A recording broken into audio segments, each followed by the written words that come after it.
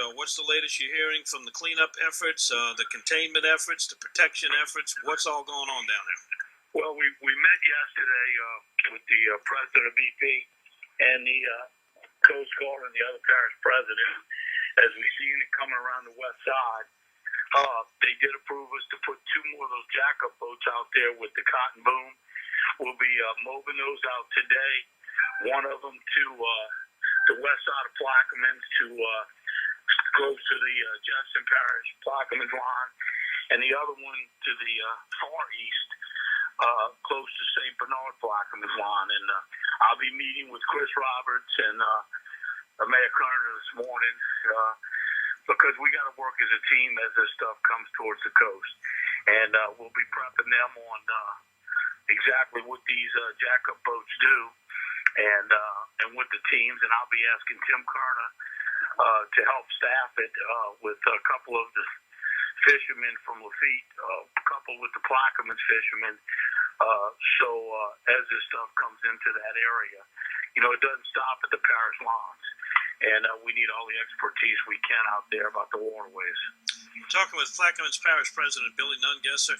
Billy, we've been getting reports that the weather has cooperated a little better in the last few days, allowing some of the skimmers to get out there, allowing the dispersants to go to work, and possibly, some of the oil being burned off.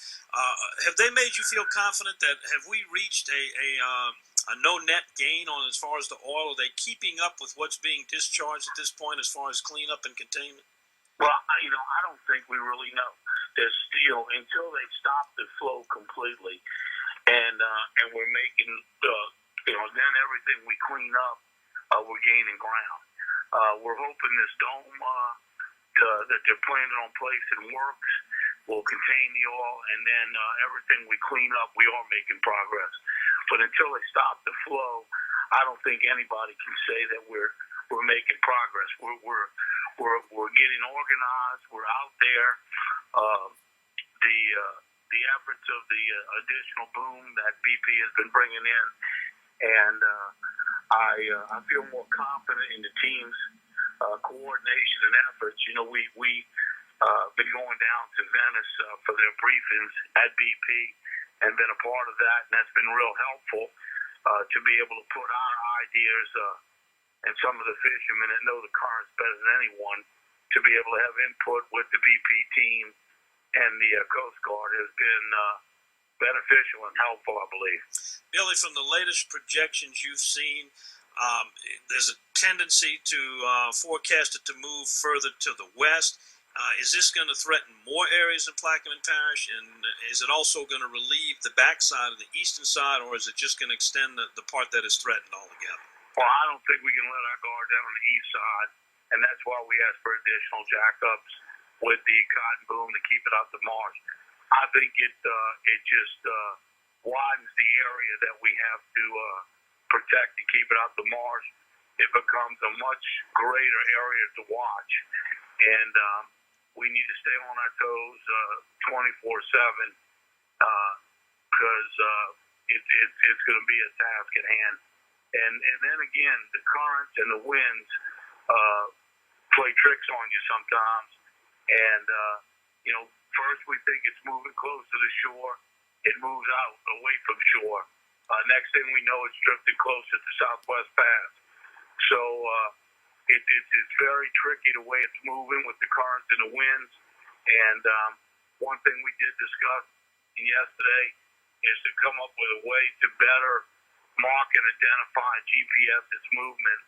And the Coast Guard and BP is going to work closely with us on so we can get several updates daily of exactly where the large areas are, so we can be ready if they do come ashore. Now, we've got switching winds. We've got a frontal system. There's supposed to be a pretty good rise coming down the Mississippi River in the next couple of days due to all that rain that was north of here. So you got so many variables on this dynamic, fluid situation. It is the difficult rascal to try to get a handle on. But, Billy, you guys just keep on keeping on. That's all you can do at this point. Well, thank you, and thank you for all your help. Okay, Billy, call us if you need us. We'll be talking with you later. I got to tell you, I want to commend you and your staff up there at WWL. Y'all were on this thing from the get-go. I still don't think our present administration is doing every cotton picking thing they can do. You know, you hear about people still needing booms and boom material and absorbent and everything. I heard it last night on Tommy Tucker's show. I'm hearing some false reports of the thing going down. It's not going down. I just got a feeling this is turning into what they used to say in the Navy is a cluster or whatever. And Don, I'm gonna tell you something, man. I'm a sportsman. I've been fishing out there in the marsh a handful of times but I mostly do some freshwater fishing. But the times I have been down there, it's been awesome. And I promise you, if we get through this, I'm never going to take our natural resources, our fisheries for granted. I'm going to be out there. I'm going to fight for everything for our environment and safe. And I tell you, man, when you think about it, it just makes me sick. And for 2 weeks, I've been feeling this way. And I got an old buddy over there in New Orleans, Malcolm McGee. I used to work with him, and I know he's got to be sick. And I just want you to know, Malcolm, I'm praying for you, buddy, because I tell you, Don, we just got to get this thing right. And I just don't see any attention to get this thing in a timely manner solved. It just keeps dragging on and dragging on. And I guess they're doing everything they can, but when you hear about they don't have materials and stuff like that, it makes you wonder. You know what I mean, bud? Clean this mess up. At that rate, I think in 90 days they will have spent about $1 billion. That means they're still going to make about, if taking last quarter's estimate, about $5 billion in profit after destroying pretty much the passion and heritage of Louisiana.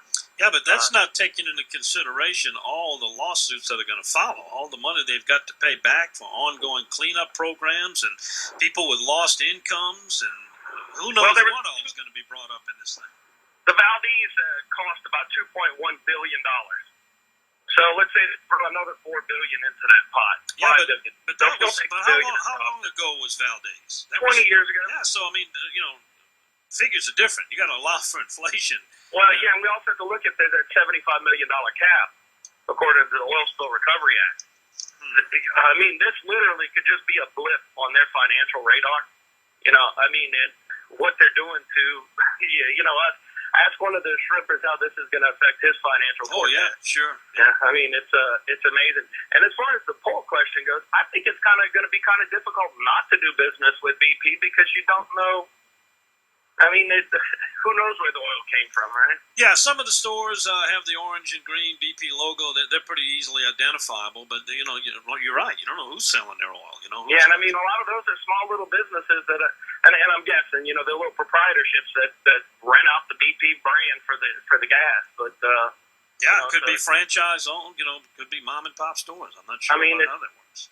I'm just kind of very disappointed in a company that should have had a backup plan. I mean, it's amazing that I'm for oil drilling. I understand we have to provide energy out in the Gulf of Mexico, but if you make a nickel a profit, make sure what you're doing is safe and you understand how to stop it. I mean, this is kind of like when we first started experimenting with nuclear power, and we had one reactor, 3 Mile Island, that almost went China syndrome. Yeah, when you deal in these type of operations, it's got to be mistake-free. One little mistake in certain businesses, it's not a big deal.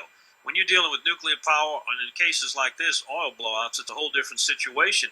And, it's going to be hard to place the blame because, they were doing according to what the Mineral Management Service plan said, that they met the criteria for not having to have a blowout plan, and that was established by the Fed. So who do you really put the blame on there? It's the Feds. Who lobbies the Feds, though? Right. Exactly. Oh, yeah, absolutely. I mean, this should wake up, the people of Louisiana, if not the people of the country, and say, what are these big companies lobbying for? Are they lobbying basically to, at a whim, if they're unlucky, which is, obviously this is unlucky, but they didn't plan for unluckiness, and they lobbied against the safety features that would fight against this unluckiness.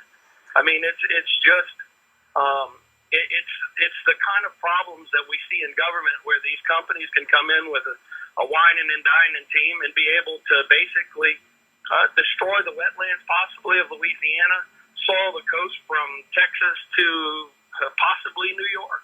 And, the guy's still going to be sitting in his little luxury townhouse apartment in London eating fish out of the North Atlantic.